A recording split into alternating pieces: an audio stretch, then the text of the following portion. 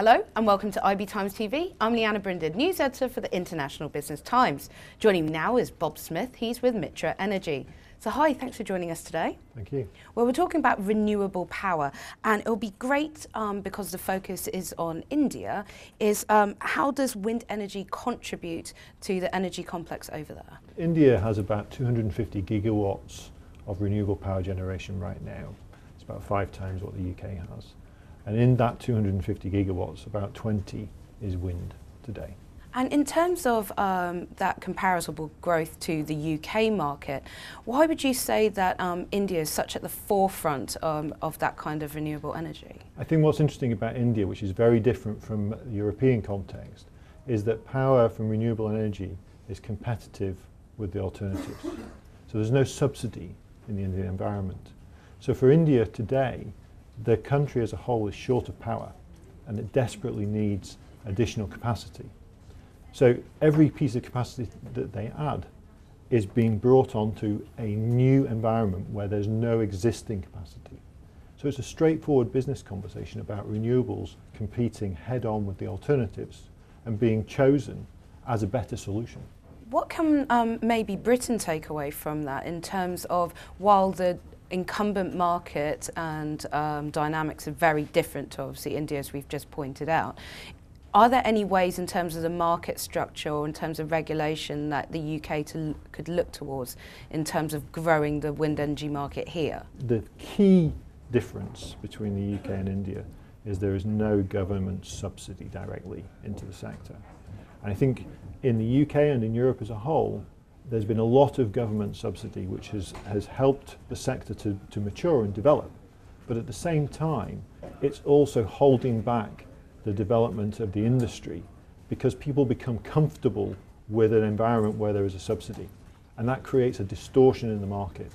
And so really in India today, we don't have that distortion. The market is much more efficient and renewables are competing head on with alternatives. In the UK, that could also happen, but the subsidy regime to some extent is stopping it from happening. Would you say then it would be not impossible but too difficult, especially with the general election coming up and of course the politics surrounding green energy in the West, which is radically different to Asia, would make it too difficult to remove those subsidies now though?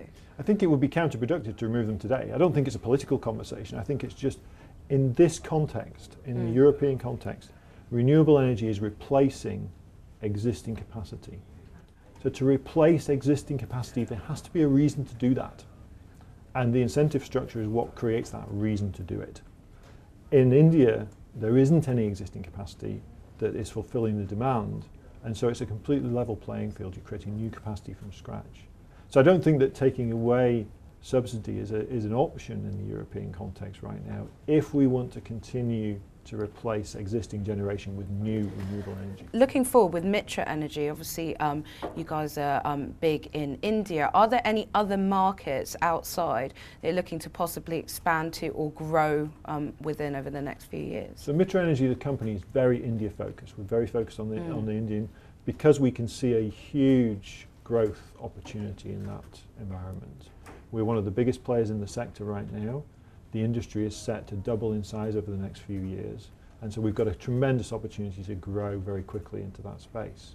So that really requires all of our focus. Okay. What we do want to do though, is we want to access the international markets to bring capability and to bring finance into our Indian business. And so we can learn from what's gone on here. As the Indian renewable sector develops, we can learn from some of what's going on in Europe and we can use that. And also we can bring strategic partnerships and we can bring finance into India from the international market.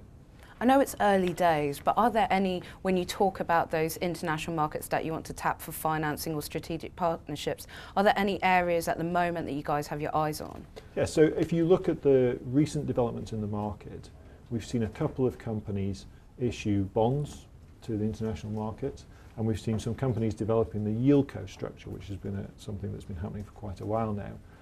Those have been applied, the yieldcos, primarily to European and US assets so far.